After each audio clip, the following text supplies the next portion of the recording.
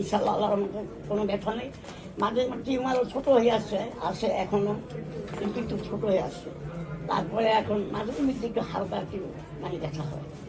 ইনশাল্লাহ এখন ভালো, আলহামদুলিল্লাহ, আল্লাহর কাছে লাখ শুকরিয়া। আসসালামু আলাইকুম ওয়া রাহমাতুল্লাহি ওয়া বারাকাতুহু। সম্মানিত দেশবাসী, আমি cancer specialist doctor SM Sarwar. আপনারা জানেন যে সারা ওয়ার্ল্ডের ডাক্তারদের বক্তব্য ক্যান্সার হলে আনসার নেই, ক্যান্সার হলে মৃত্যু হবে, এটাই মেনে নিতে হবে। বিশেষ করে বর্তমানে ক্যান্সার, কিডনি, তেলাসমিয়া, এইডস রোগ, এই 4টি রোগের চিকিৎসায় প্রতি মাসে কয়েক লক্ষ টাকা খরচ হয়। কোনো সময় 20 লাখ 30 লাখ টাকা একসাথে লাগে, এমনকি কোটি টাকা খরচ করে রোগীটাও মারা যায়, পরিবারটা ধ্বংস হয়ে যায়। এমনই একজন রোগী, ক্যান্সার রোগী, যিনি বিভিন্ন জায়গায় চিকিৎসা করছেন, সুস্থ হননি।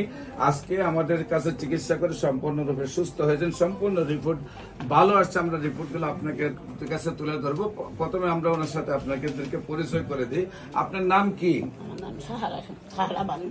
আপনার নাম হলো সাহারা বানু। জি। আপনার স্বামীর নাম কি?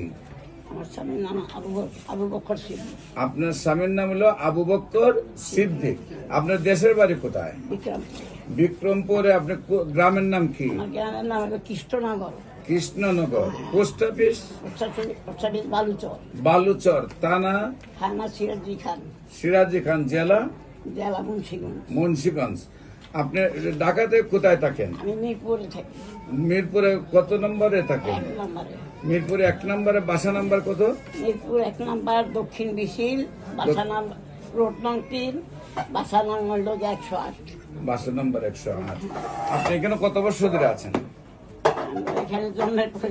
জন্ম থেকে আপনি ঢাকার বাসিন্দা, গ্রামের বাড়ি হলো মুন্সিগঞ্জ। আচ্ছা, আপনার কি সমস্যা হয়েছিল, কোথায় কোথায় চিকিৎসা করেছেন এবং কিভাবে সুস্থ হয়েছেন আপনি একটু বলেন। আমি প্রথম যখন বেস্টে পাইলাম, তখন করছিলাম হলো আমাদের এলাকায় হলো এই ডায়াবেটিস হাসপাতাল। ওইখানে করার পরে টিউমার অপারেশন করছে, করার পরে প্রথম ধরা পড়ছে একটা ব্রেস্টের টিউমার।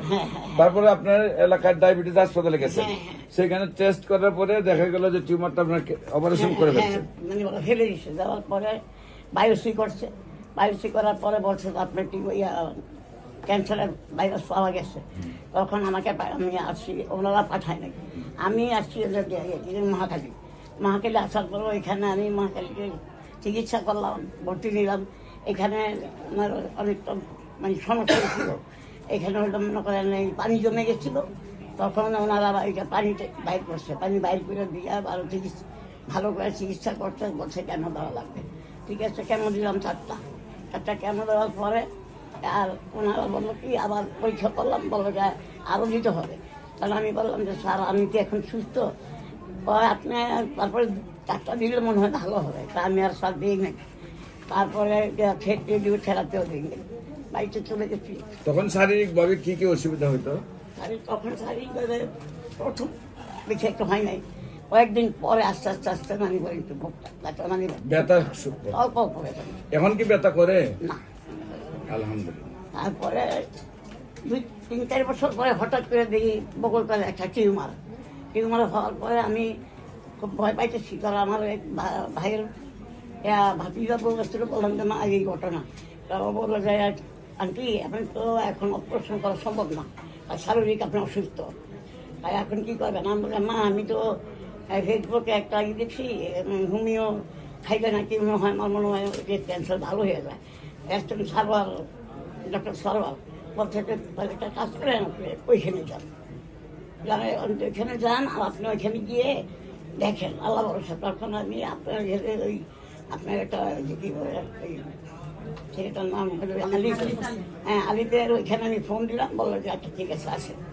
আসার পরে আমি আপনার এখানটা আপনার সাথে আগে কথা হয়েছে, আমার ওই যে ফোনে কথা হয়েছিল।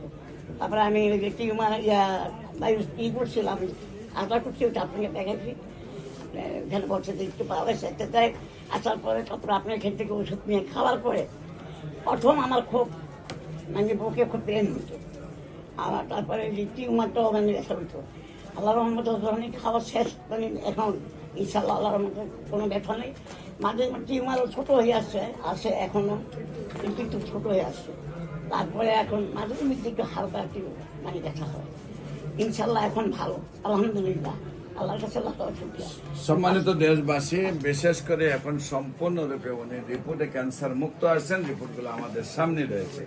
আর বিশেষ করে আপনাদেরকে বলবো যে আপনারা যে কোনো সময় ক্যান্সারে আক্রান্ত হলে আপনারা ক্যান্সার গবেষক ডাক্তার এস.এম. সারোয়ার ইউটিউবে সার্চ করলেই 5,500-এর ঊর্ধ্বে ক্যান্সার রোগীর সাক্ষাৎকার পাবেন। তাদের নাম, ঠিকানা, বাড়ি সহ অ্যাড্রেস দেওয়া আছে। আপনার প্রয়োজনে তাদের রিপোর্টগুলো গিয়ে দেখবেন।